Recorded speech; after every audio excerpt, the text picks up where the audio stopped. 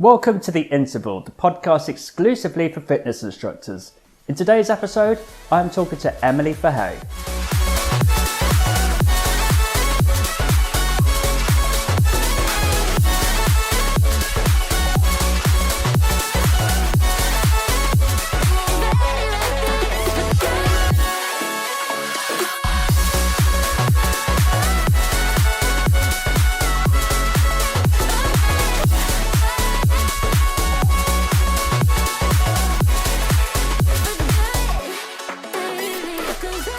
Emily is an experienced London-based fitness instructor whose motto is community and accountability.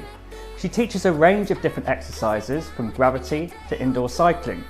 But I got to know her by doing her Fit Club Tropicana workouts, where she fuses high-intensity moves with originality, all set to a healthy backdrop DJ'd live by her husband. Cool, Emily, thank you so much for joining me today. Tell me a bit about Club Tropicana. Okay, well, Fit Club Tropicana, it's a workout community for people, and it originated as an idea to teach people who hated the gym to love working out. We achieved that kind of with the support of a community. So we build a community of not clients, we call them instigators, and we support each other through fitness and just fun, basically, injecting fun into the workout so you forget that you're actually working really hard. And it originated as an 80s boot camp. So we would dress outrageously in 80s clothes, go down to Dolores Park in San Francisco and work out in sequins and leopard print leggings and things like that. And then it's just evolved into other fitness concepts like the one that you took, which is the Rave Club. Therese is adding even a press up in hers. Well done. Love that. 4, 3, 2, 1, rest. Nice. Welcome, Sam and Kate. So nice to have some new instigators in the house. You can have your cameras on or off. We have got reverse lunge, 1, 2, either 2 squats or 2 jump squats. Oh, we have our last 2 of the day. We did this last week. Okay. So yes, it's a combination of mainly group classes, but then I also would offer personal training as well. And we'll do these 4-week challenges, which is called Get Sliced in 4 weeks, which is a combination of workouts, meal plans, accountability, daily emails, and the competition, of course, to win the coveted Golden Pineapple Award for the best instigator, the person that works the hardest or achieves the most. So there's little fun incentives all the way. Yeah. My friend Jason won it at one of the ones, so he was delighted. So, what I really liked about that particular class is that it was unlike any class I've done before. Particularly nice. So your husband, how do you get your husband involved with this? And what kind of novelty factors do you inject into the class to make it a bit more different to the norm?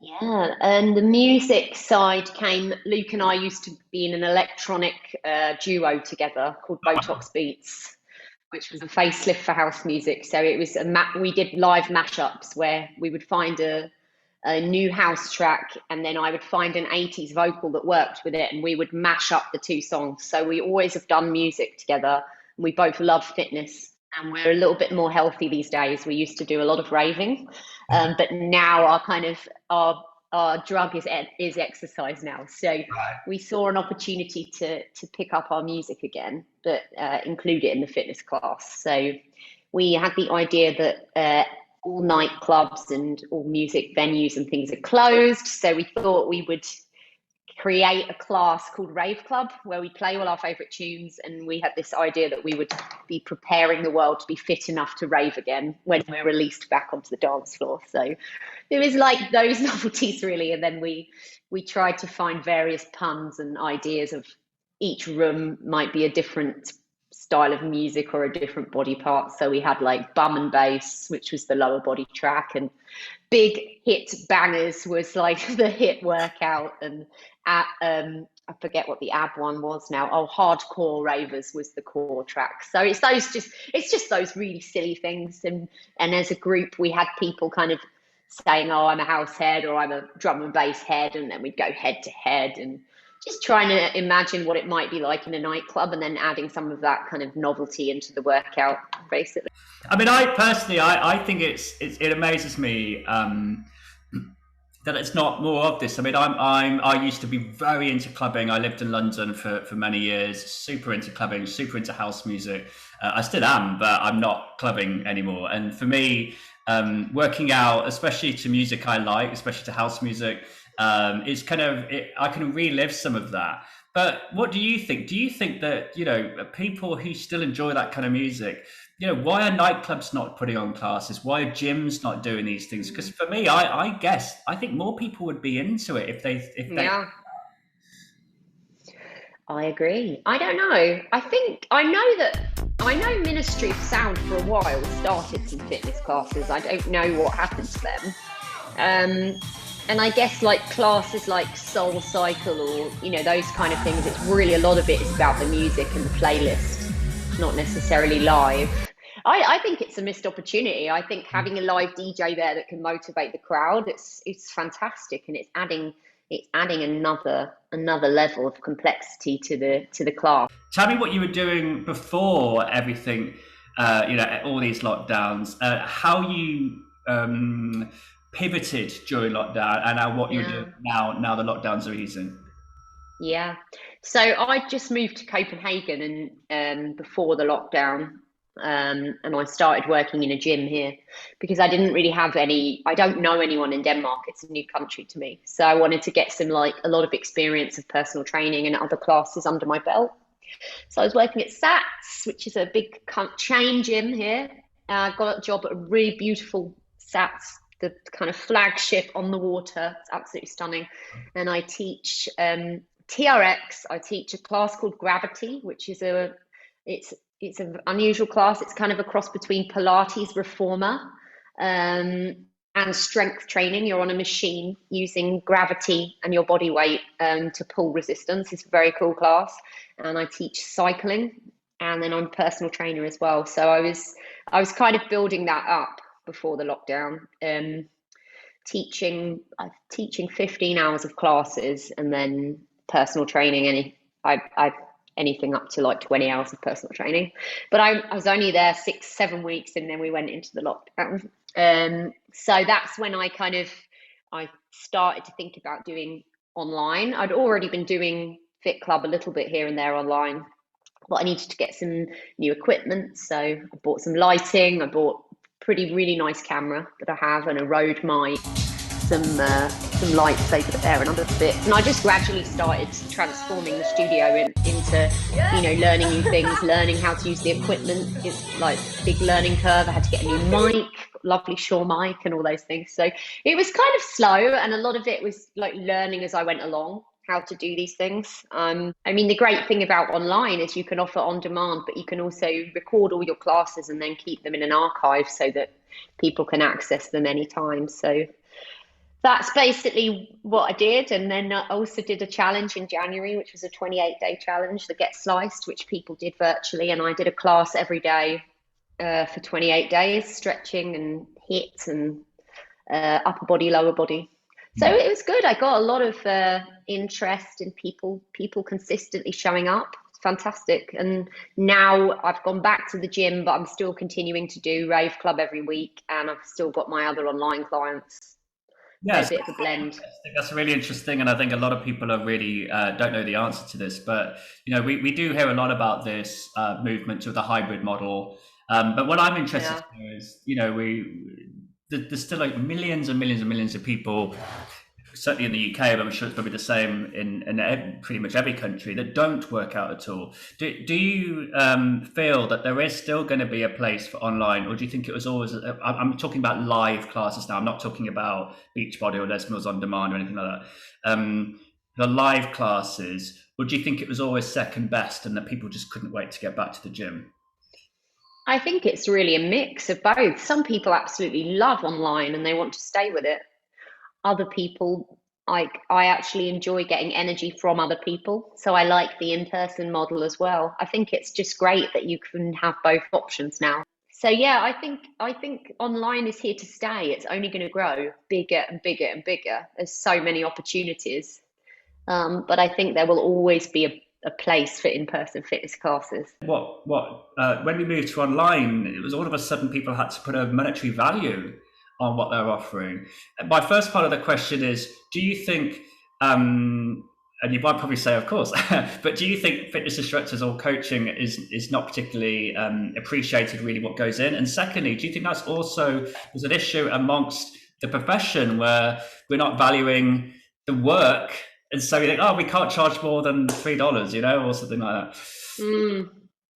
Yeah, it's an interesting question, isn't it? Because there is so much that goes into delivering a 1 hour class. Like you say, you've had to have the background training, you've then had to prepare, you've got the equipment, it does add up. And I don't know if the fitness people are undervalued, they're just underpaid generally, certainly by health clubs and things. I mean, it's interesting because I think it really varies from country to country. Like if I think of San Francisco, people were very happy to pay $22 for my class, which is probably what people would be happy to only pay maybe £5 to £8 in the UK, and even slightly less in Denmark. In Denmark, even though the salaries are high, the cost of fitness is really low.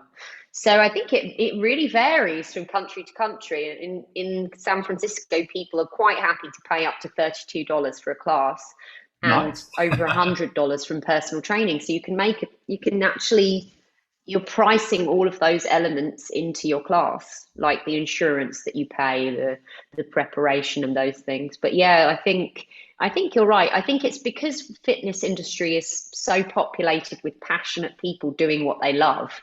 They don't necessarily realize their value. I mean, certainly in the different forums I'm on, there are a lot of female professionals who are charging way too little for the really great work that they're doing. Like £3 a class, it's not enough money. But I think like switching to a subscription model or something like that is quite cost effective. If you can get if you can get a high volume of customers on a subscription, then you're effectively making probably a lot more money. So it's just really the individual. I think you've got to know your worth and price that in. Why are men not doing more fitness classes, right? So would you say that the majority of your clients are women? This is an interesting one because in San Francisco, I was 90% male, gay males. Oh, gay males, yeah. Yes, gay men in sequence. So because that was my community, was LGBT originally, that I was aiming for. And I was trying to get more women, but I couldn't. So, and then I went to London and started the classes there, and I was 95% female. I went completely in the opposite kind of camp. I don't know. I really don't know why. I don't know whether women are less confident in the gym and they like to, maybe they have less confidence and just like the accountability of a class. I really don't know why there's a gender gap there. I think for Rave Club, I've got a reasonably good mix. I have quite a few guys, but that's probably because some of my San Francisco people are coming to Rave Club, so it's tipping the balance. I don't know why. I think maybe there's a perception that exercise classes are still like, aerobics or dancey or things like that. So interesting. Absolutely. But my last question for you. So where next for you? So in terms of your career, and let's say, what would be your ultimate kind of fitness ambition in terms of a career? My ideal thing would be to have a Fit Club Tropicana village in Mallorca, which is like a big villa. Where we have basically a fitness boot camp, but we have the raves in the evening, and that's my ultimate dream, is to have residential boot camp holidays, which are fun as well, and you meet great people.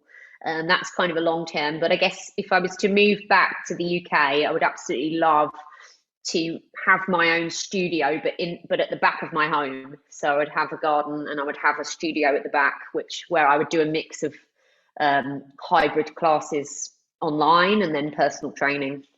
That would be the ideal thing. And then really like take the rave clubs out there and find some venues where we can, like the drum and bass boxing classes that they have, Fight Club.